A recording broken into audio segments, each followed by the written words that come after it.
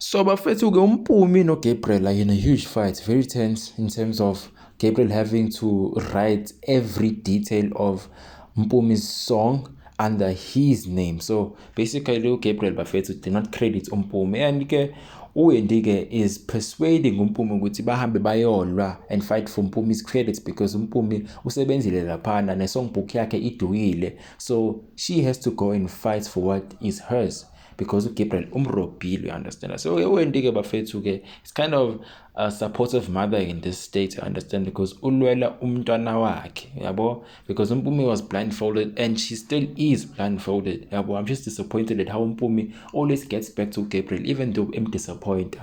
So babemvusa uma uMpumi ukuthi ayolwa, she needs to go fight for what is hers, you understand. So moving on, uMaruna uhlangana noThandi.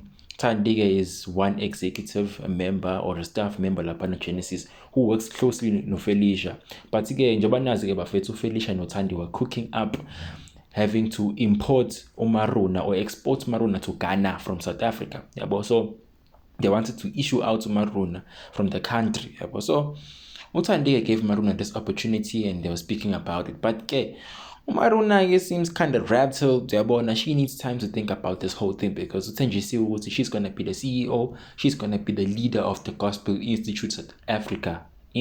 Gospel Institute Africa, yes. Understand? So, Umaruna bafethu udinga isikhathi sokucabanga, and Uthandi does not want to hear that ukuthi Umaruna wants time to think, yabo, because ufuna lento lena yenzeke once and for all, yabona, because remember she is doing Felicia a favor, yabo, ukuthi iphumelele into yakhona so she can get over and done with, get done and dusted ngalento lena uMaruna mase yahamba kule country le. But uMaruna is given 24 hours to think about it, yabo, ukuthi yena uthini ngayo yonke lento to go and lead laphana eGhana in a new country away from South Africa.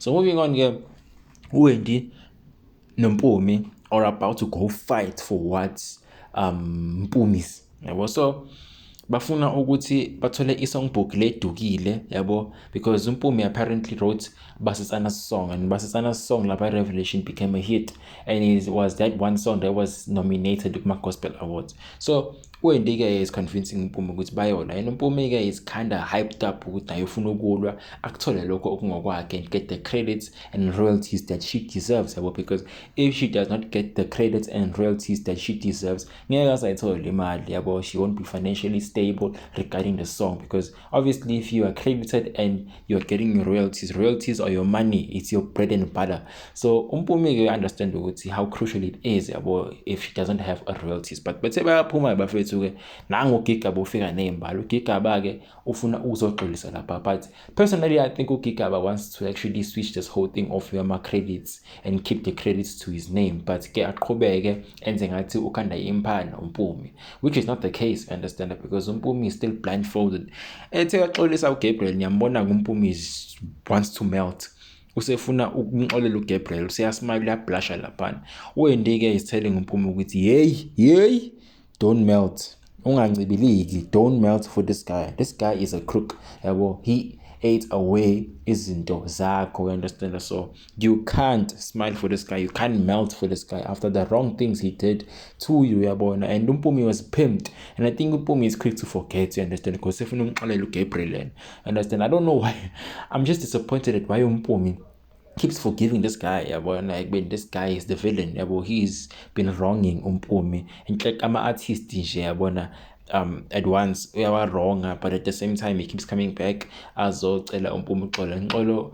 uMpumi is too cheap to forgive Gabriel. She is too cheap, you understand, because uyashesha yena ukumelta, you understand. And uGabriel ushilo ukuthi whatever it is, whether it's war akapheli ngeke uze kuphele, you understand, of which I do think ukuthi uGabriel is going to keep the credits to himself because he has all the power and money. So moving on, uMafitoto is speaking to Mercedes. He is still trying to convince Mercedes for them to date. Ufuna ukuthi bathandane because they met no Mercedes, no Blue in the apartment that they are living in right now. Apparently these people are their neighbors, bangomakhelwane wabo, yabo. So uMafitoto bafethu ukudampe uNandi for uMercedes, yabo. So uMafitoto utshelile uNandi ukuthi he wants to make it official akasafune kuyuzwa uNandi because uNandi flopped and fumbled by going to the media on a live and telling the people ukuthi Fistos is a charity case and he's a deadbeat dad. So Mercedes knows the truth, but at the same time I don't see Fistos as a deadbeat dad simply because they do not have a child. So speak of the devil, bafethu uNandi uyafika laphana uthengele Fistos i-laptop. Because remember guys, before Fistos left the apartment, they got robbed and i-laptop ka-Fistos yahamba yantshontshwa. So uNandi came through to buy Fistos a new laptop, you understand? And uNandi is convincing Fistos to come back to him. So uNandi is fighting with babuyelane and get back to the relationship that they had. So we actually uNandi ukuthi she'll start stalking Fistos and she'll be watching Fistos. Noma egeza Fistos ebathroom uzobe khona uNandi, noma elala uNandi is gonna be there brushing Fistos. That kind of actually frightened Fistos, you understand? It astonished him. But uthena uyayithatha ke laptop yena because he needs to study. So moving on ke bafethu went the Sedibeng family noMpumi went on to meet the former producer of Revelation Records, Jakes. So Jakes also left Revelation Records due to Gabriel eropa Mpumi because Jakes believes ukuthi Mpumi worked hard writing that song that she wrote for Obasetana, I understand, and Gabriel and Jakes also played a role in being the producer lapha Revelation Records, working for Gabriel. So apparently Jakes bafethu also left Revelation Records. I understand that he was so brave to leave. Uyabona wade besho lapho Mpumi ukuthi cha unesibindi uhamba lapha because Gabriel unawo amandla ukuthi amvimbe umuntu because he has the power and the money. So Jakes was very brave, but they wanted help from Jakes ukuthi abatholise isongbook elahlekile and give back the credits to Mpumi that she has worked hard for. But Jakes bafethu did not seem to be interested bengafuna ukubasiza because he did not want trouble yabona with him and Gabriel, but he made it official ukuthi yena uhambile eRevelation but akafuni ukuzingena indaba zika Mpumi no Gabriel because Mpumi no Gabriel dated, understand, they had a relationship, they wanted to form an empire. So ngalokho Mpumi phela kufanele ngabe unepower enjenge Gabriel, so she must fight for herself because he does not want to get into Mpumi's wars, understand. So regarding ama credits yabona the song that she wrote for Basetsana and the songbook Jakes akafune ingena, so they wanted to actually continue having a plan B ke Mpumi no way yabo since they failed ukuthi bawuthole lapha na kumJakes. So continuing bafethu ke uNandi ke benonobuhle bahlangana lapha kubo kaNobuhle yabo. So apparently uNobuhle no-Ishmael are back together. They fixed their problem yabona konke sekuhamba kahle. But as for uNandi noFistos, things are actually shaky there, and things are not stable enough. Their relationship is not stable enough simply because uFistos usefuna uMercedes akasamfuni uNandi, but uNandi keeps on pressing yabo, ufuna ukuthi uFistos amxolele, ufuna ukuthi babuyele lapha noFistos. So uNandi is pretty much confident because she told uNobuhle ukuthi uthengele uFistos laptop and uFistos accepted the laptop. So Nobuhle had a question ukuthi what if uFistos sees the laptop as a donation njoba nje ngakufuni, because uFistos took the laptop but still stood his ground ukuthi akamfuni uNandi yena, but he's going to take the laptop for his future purposes yabo. So uNandi is confident enough ukuthi yena cha uyabona uzoqhubeka alo because uyamthanda uFistos and she believes ukuthi she is going to win over uFistos. She really loves uFistos and will never let go of uFistos. So uMaruna ke bafethu ukuvakashela abakubo ubona abakubo, they made an appointment yabo ukuthi babonane lapha uWendi noMpumi baze kuMaruna to also ask for help yabo regarding the situation kaMpumi getting her song under her name and getting the credits that she deserves for the song yabo, and also getting the songbook yabo. So ufuna ukwenza lokho ke uMpumi yabo, but she approached uMaruna ke after Jakes. So plan A failed yabo, now it's off to plan B. And plan B is Maruna. And Maruna does not seem to want to hear what Mpumi has to say regarding Mpumi not having to listen to her, because Mpumi went to Gabriel regardless. So Mpumi actually was warning, Maruna was warning Mpumi ukuthi angayi lapha no Gabriel, because Gabriel is a dangerous man and Mpumi is going to be used. But instead, Mpumi was bonelela ilegacy, was bonelela ifame. He went to uGabriel. Now Maruna doesn't want to help usiswakhe, you understand? And when they tried convincing Maruna ngokumthethisa and all that, but still Maruna is not convinced, I understand, simply because they did not listen to Maruna when she spoke. So yeah, Mpumi-ke bafethu-ke as a plan C, that person that she approached was uBonko. Understand? So she went all the way to Genesis to tell uBonko the story about uGabriel. Amtshela ukuthi there are credits that she deserves, you understand that, but she's not getting any credits at all.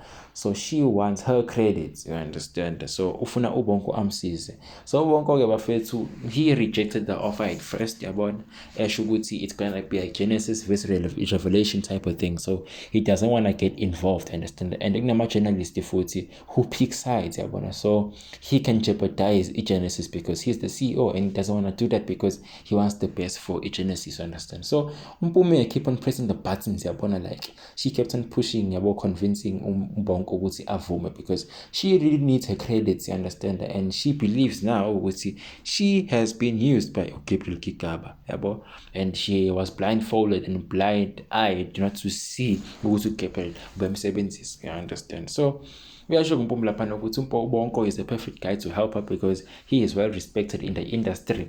He is very, very well respected in the industry regarding what he has done for Genesis nama artist wakhe, we understand. So Bonko-ke ekugcineni bafethu-ke wanqaba because Bonko kept on rejecting the offer. He kept on saying no to Mpumi, understand, which was kinda it was kinda bad for Mpumi, because Mpumi really wanted help from Bonko, and obviously I think Bonko was the last hope. His last hope, we understand. So Bonko said he's gonna gather ama-journalist yabona loyal angeke azaphika amaside azomsiza Mpumi, understand, and that's the least he can do yabona to help Mpumi. So I think finally Bonko agreed yabo ukuthi uzomsiza uMpumi ngale nkinga anayo lapha eRevelation Records, yabo. So moving on ke bafethu, uThandi goes and gives uFelicia feedback regarding shipping out uMaruna out of the country, yabo. So uyasho ke lapha nokuthi uThandi tells uFelicia ukuthi Maruna is a bit interested yabona in the deal. So Felicia is not really kind of happy to hear ukuthi she is interested, yabona. That's not really good. I feel like that means ukuthi has to put more effort to understand that, because Maruna looked really rattled and she was a bit cautious in this whole thing, and understand that, for asking for time to think because uThandi was also pushing the whole thing ukuthi Maruna avume straight away in order ukuthi imission kaFelicia iphase. But ke Thandi had to go and deliver yabona the news to Felicia ukuthi uMaruna wanted time to think, yabona. She wanted actually time to think, but she was given 24 hours to think about her having to start a new life lapana eGhana and be the leader of the Gospel Institute Africa. So as you can see lapana Facebook bedroom yakhe uMaruna, she is praying because she believes it's a sign, you understand, because she has been in the darkness for some time and she believes ukuthi finally this is her time to shine and lead abantu lapana eGhana by having or leading the Gospel Institute Africa, because she was even hugging the pamphlets. She's even happy that she got something that she's gonna stick into and start a new life lapana eGhana, with her having to be the leader this time, not to be led.